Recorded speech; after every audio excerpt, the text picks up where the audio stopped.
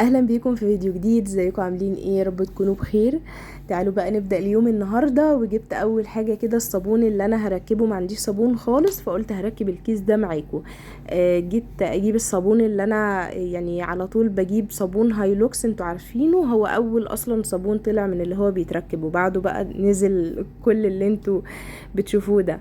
المهم في ناس بيقولوا لي احنا مش بنلاقيه. عايزه اقول لكم ان هو يعني متوفر قوي، يعني متوفر في كل محلات المنظفات عندنا، فانا مش عارفه ازاي ان في محلات مش بتجيبه. المهم ان هو جبت بقى ده اسمه العربي كلين، ما لقيتش هايلوكس المره دي، فجبت ده اسمه العربي كلين. بصراحه طلع حلو، يعني طلع زيه. فهو الاول بتعمليه كده من غير ميه خالص، تدمجيهم مع بعض، كيس الملح وكيس الصابون اللي هو معجون الصابون ده، تدمجيهم كويس مع بعض، وبعد كده بقى تنزلي بالميه كده تدريجي. ونقلتها في حاجه كبيره لان هو بيعمل 8 لتر. تعالوا بقى نبدا في فيديو النهارده. عايزه اكلمكم في حاجه كان لازم ان انا اقولها لكم لانها مهمه جدا. هي حاجه انا عملتها من حوالي 10 سنين، يعني من بعد بالظبط الولاده التانية، يعني ولاده ابني التاني. فطبعا يعني كنت في الفتره دي بقى حاسه ان انا المسؤوليه زادت عليا، وعايزه حاجه بقى اللي هو ايه، احس ان احنا طبعا دلوقتي بنعمل الفطار مع بعض. انا كان بصوا دماغي وقتها طالبه كوبايه شاي، وانا مش بشرب اصلا شاي كتير، ومش كيفه شاي، فلما دماغي تطلب شاي كده وابقى نفسي في كوبايه شاي، فده يعني لازم يتعمل لها كده ايه فلازم يتعمل لها طقوس حلوه كده. كان حمزه صاحي بدري في اليوم ده، وكنا صاحيين بدري جدا، فقلت ايه نعمل الفطار ده لي انا وحمزه، ونقعد نفطر مع بعض قبل ما يروح الحضانه. كان بقى مفيش حد خالص صاحي غيرنا.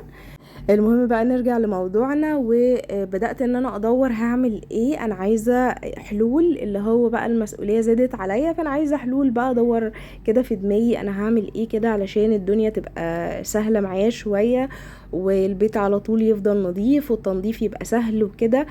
فبصراحة بقى عملت تجربة حلوة قوي ويعني انا مش ناسياها، علشان انا اصلا مستمرة فيها لحد النهاردة. فهحكي لكم عنها، وكمان هرد على تعليقات.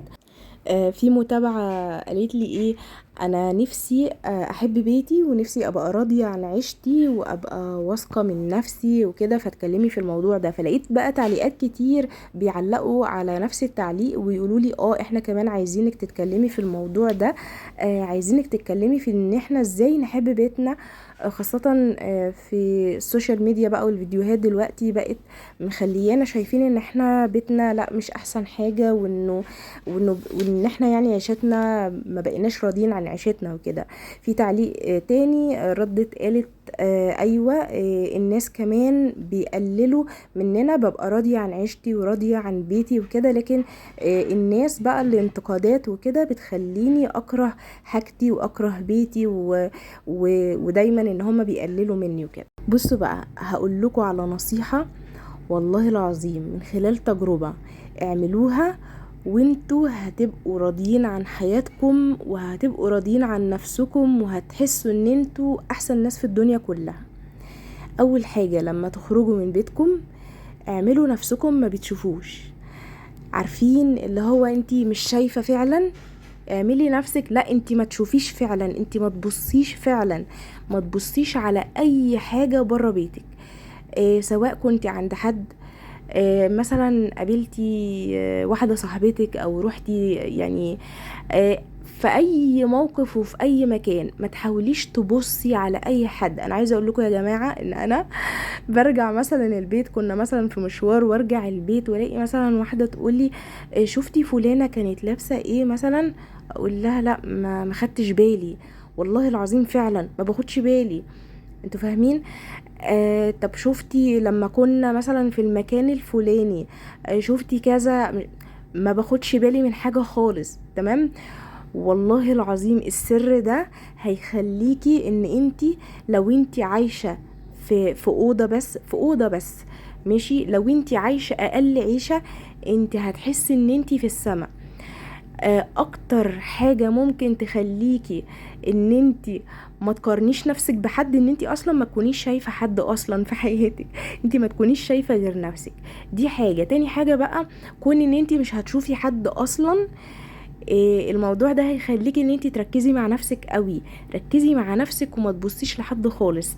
اشتغلي على نفسك، اشتغلي على الحاجات اللي انتي شايفاها اللي هي مش عاجباكي. مش هقولك كلام كتب، يعني اللي هو خليكي واثقة من نفسك وحبي نفسك والكلام ده. ما انا هثق في نفسي ازاي؟ انا واحدة دلوقتي انا مش حابة نفسي، هثق في نفسي ازاي؟ مهما اقنعتيني ان انا مثلا انتي حلوة، طب انا مش حاسة ان انا حلوة، انا هثق بنفسي ازاي؟ مش بالاقناع كده، يعني مش انت هتفضلي تقولي لي لا انتي حلوة وخليكي واثقة من نفسك وحبي نفسك مرة واحدة كده هبقى واثقة من نفسي. لا، انا لازم اشتغل على نفسي، ولازم انا بتكلم على الحاجه اللي انت مش واثقه منها او مش حباها. يعني انت مثلا مش واثقه من نفسك، اشتغلي على نفسك. وهقولك ازاي. انت مثلا مش حابه بيتك، اشتغلي على بيتك. خلي بيتك نظيف، خلي بيتك منظم. ممكن واحدة تبقى عندها إمكانيات أعلى من إمكانياتك، بس ما تكونش عندها القدرة إن هي تكون عندها نفس نظامك، نفس الجدول اللي انت ماشية عليه. انت ماشية على جدول، ماشية على نظام، ماشية على سيستم كده لحياتك، اللي هو منظمة بيتك وحياتك وولادك نضاف على طول. طبعا النظافة ملهاش علاقة بالإمكانيات. ان انت تبقي منظفة ولادك وبيتك ريحتهم حلوة. مش لازم مثلا ان انا اشتري معطرات علشان بيتي يبقى حلو، ولو مش عندي المعطرات والمنظفات اللي هي منظفات معينة كده لتنظيف البيت، يبقى انا كده مش هعرف انظف بيتي. لا، صابون المواعين بيحل مشاكل البيت كلها. شوية الاريال اللي بنغسل بيهم، بلاش اريال علشان مقاطعة، اي مسحوق غسيل، يعني مثلا بستخدم دلوقتي اوكسي او باهي. اي مسحوق غسيل بيحل كل حاجة، يعني بينظف الغسيل ويخليه بيلمع، قصدي بيلمع يخليه نضيف يعني. بصوا، يعني اللي هو مش لازم معطر في معطر ملابس عشان غسيلي يبقى حلو. لا، انا مجرد ان انا غسلت الغسيل بمسحوق ونشرته في وقتها، غسلته وشطفته كويس ونشرته في وقتها، هيبقى ريحته حلوة. انتوا عارفين اللي هو النظافة مثلا والنظام والحاجات دي مش مرتبطة ابدا بامكانيات ان انا اكون. طب بصوا، انا هقول لكم على حاجة وانا عايزاكم تشهدوا في التعليقات. المطبخ مثلا، المطبخ كل ما كان رايق، كل مكان هادي ونظيف وحلو، كل مكان راقي وشيك، كل مكان مفهوش ديكورات خالص ومفهوش اي حاجة غير ان هو نظيف ومنظم، كل ما مطبخك كده يبقى. هو المطبخ ايه يا جماعة غير ان هو يبقى حوض نظيف كده، وبوتاجاز ممسوح ونظيف، ولو ترابيزة بس محطوطة في المطبخ. يعني مش هقولك المطبخ معمول احسن حاجة، لو ترابيزة بس محطوطة جنب الحوض والبوتاجاز، بس الترابيزة دي نظيفة والمواعين مرصوصة حلو وعندك مطبقية فوق الحوض. انا بكلمكم في ابسط الامكانيات اللي هي عند كل الناس. مطبقية فوق الحوض بس مرصوص فيها المواعين، مفيش كراكيب في المطبخ، مفيش زبالة، مفيش حاجة ريحتها مش حلوة، الزبالة مش بتبات في المطبخ. تمام. مواعينك على طول مغسولة وحوضك بيلمع. ايه يعني؟ هتلاقي ايه احلى من كده؟ تمام. انتوا متخيلين معايا المنظر اللي هو المطبخ البسيط خالص، مطبخ مفروش نظيف، ارضيته نظيفة، مش متبهدل، مفهوش حاجة، مفهوش مثلا الاكل بيتركن باليومين والكلام ده، مواعين بتتركن لحد ما الحوض يتسد. انتوا فاهمين؟ النظافة والنظام في البيت هما اللي بيخلوا البيت هادي وجميل ومرتب ونظيف. ما نبصش بقى على الامكانيات ونبص على الحاجات دي. على فكرة انا عايزة اقول لكم، انا نفسي هتقولوا لي طبعا انتي بيتك حلو وبيتك كذا. طيب انا هقول لكم على حاجة. انا لما اتجوزت والله في الاول كان بيتي الاولاني، وانتوا كنتوا عارفين شقتي القديمة كان فيها حاجات كتير مش عجباني. بس كنت عارفة ان انا هيجيلي وقت ان شاء الله والدنيا اكيد هتتغير، اكيد مثلا هغير الدهان. كنتش حاطة في بالي مثلا ان انا هنقل او كده، لا كنت حاطة في بالي مثلا ان احنا هيجيلنا وقت اكيد ونجدد وكل حاجة، بس ما كنتش حاطة ايدي على خدي بقى وبقول لا انا بيتي مش حلو. وبصوا بقى الحاجات الحلوة دي. اشتريت الساعة دي. بص، انا كنت عمالة اجل في ان انا اشتري حاجات للبيت، ديكورات وكده، فقلت لا انا كل شهر اشتري حاجة. علشان ايه؟ عشان الحاجات دي اصلا بمبالغ دلوقتي اللي هي الديكورات وكده. فجبت الساعة دي وجبت الشجرة الصغيرة دي بصوا هي هاديه وحلوه، وعايزه اقول لكم رحت اشتريت الحاجات دي من العتبه اصلا. لان كنت بلاقي بقى اسعار كده خزعبليه على لما بدور على النت وكده، فروحت جبتهم.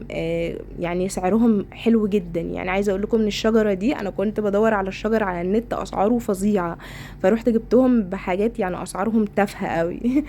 المهم كنت بكلمكم في ايه، فكان في حاجات عندي عايزه تتجدد.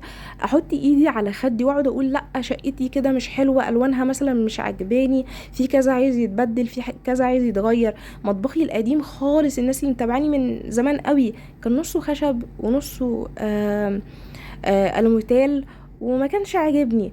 بس كنت بخليه ببيته كل يوم نظيف، ودايما يعني دايما كده كان بيلمع، وكنت بحبه قوي. كنت لما بنضفه وانا خارجه من المطبخ كده اخر اليوم ومنضفاه وحلو كده، كنت كل شويه ادخل المطبخ ابص عليه من كتر ما هو بيلمع ونضيف.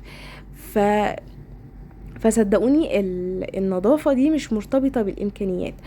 فهقول لكم على حاجه، دلوقتي لما تكون واحده مركزة مع نفسها وبيتها ومنظمة حياتها، ولادها نضاف وبيتها نضيف، ولو بيت بسيط قوي بس هي قادرة ان البيت ده تخليه يبقى هادي ومريح، لا فيه ديكورات ولا فيه اي حاجة خالص، بس هو مجرد ان هو مكنوس ونضيف ورايق ومفهوش كراكيب ولا فيه ولا ومتهوي، مفهوش ريحة مش حلوة. زي ما بقول لكم مش لازم اجيب معطرات علشان البيت يبقى ريحته حلوة، لا انا ممكن بس مجرد ان انا مهوية بيتي على طول. بصحى الصبح بفتح الشبابيك وبشغل قرآن ومخليها البيت هادي كده ونضيف. عندي هواياتي اللي انا بعملها في البيت، مش ناسية نفسي، مش ناسية ولادي، وبذاكر لهم ومهتمية بيهم، ودايما كده مخلية بيتي حلو وهادي، وقاعدة يعني وسط ولادي كده مخلياهم ان هم مبسوطين، وبرسم الضحكة كده على وشهم، ومهتمية بجوزي وولادي. هل انا في الوقت ده هقول فلانة دي احسن مني او بيتها احسن مني؟ هل بذمتكم اصلا هيملى عيني حد ساعتها، ولا اقول ان فلانة دي احسن مني؟ لا، انا هحس نفسي ساعتها ان انا احسن واحدة في الدنيا ومفيش حد احسن مني. انتوا فاهمين؟ فدي الفكرة بقى. الفكرة ان انتي ركزي على نفسك قوي. عمرك ما هتشوفي حد احسن منك، ولا حياة حد ان هي احسن منك. وبالنسبة للناس اللي هي بتقلل منك او في انتقادات او الكلام ده كله، ما تسمحيش لحد طبعا الكلام ده. لو قادرة تعدي عدي وما ترديش، لو مش قادرة يبقى توقفي اللي بيتكلم ده عند حد وقولي له لو سمحت ما بحبش الطريقة دي، ما بحبش حد ينتقد، انا دي حياتي انا حرة فيها، انا بحب كده. انا مثلا ده عاجبني، نظام حياتي عاجبني، فما تسمحيش لحد ان هو يقلل منك، وقفي ده عند حده. طبعا معلش انا رغيت كتير وطولت عليكم، بس انتوا دايما بتقولوا لي في التعليقات طولي. طيب عايزه اقول لكم على حاجه مرتبطه بالموضوع ده بقى. ايه الحاجه اللي انا عملتها من 10 سنين وريحتني في شغل البيت؟ اقول لكم هي ايه. عارفين يا جماعه، شلت كل حاجة تسمى ديكور في البيت. تمام، شلت الشجر وشلت زرع. شايفين انا لسه شارية دلوقتي شجرة وساعة. تمام، طبعا الساعة مش بعتبرها من الديكورات، يعني دي اساسيات اصلا يعني. فانا لما نقلت في الشقة دي ما كنتش جبت لها بقى ساعة وكده، فمرضتش احط الساعة بتاعتي القديمة، انا مش فاكرة اصلا هي فين ولا اتكسرت ولا ايه. المهم ايه، جبت الساعة دي كده ماشية معاها. بس قلت بالنسبة للديكورات دي هبدأ اجيب واحدة واحدة. انا شلت كل حاجة اسمها ديكور في البيت. شلت اي فازة محطوطة على ترابيزة، شلت كل حاجة. كنت بمشي على الشقة مثلا امسح كل الاسطح، السفرة، وكل حاجة كنت بمسحها، ما كانش بتاخد من ايدي 10 دقايق. تمام، فكان التنظيف بالنسبة لي سهل قوي قوي قوي. كل ما تحسي بضغط قللي حاجة من عندك، كل ما تحسي بان في مسؤولية زيادة قللي حاجة من المسؤوليات اللي انت بتعمليها كل يوم. قللي من الحاجات اللي في بيتك، صدقيني هتحس بفرق كبير قوي في حياتك. علشان كده انا ما كنتش بحط ديكورات في بيتي، وبدأت دلوقتي لما ولادي كبروا الحمد لله بدأت بقى راجعه دلوقتي بشتري.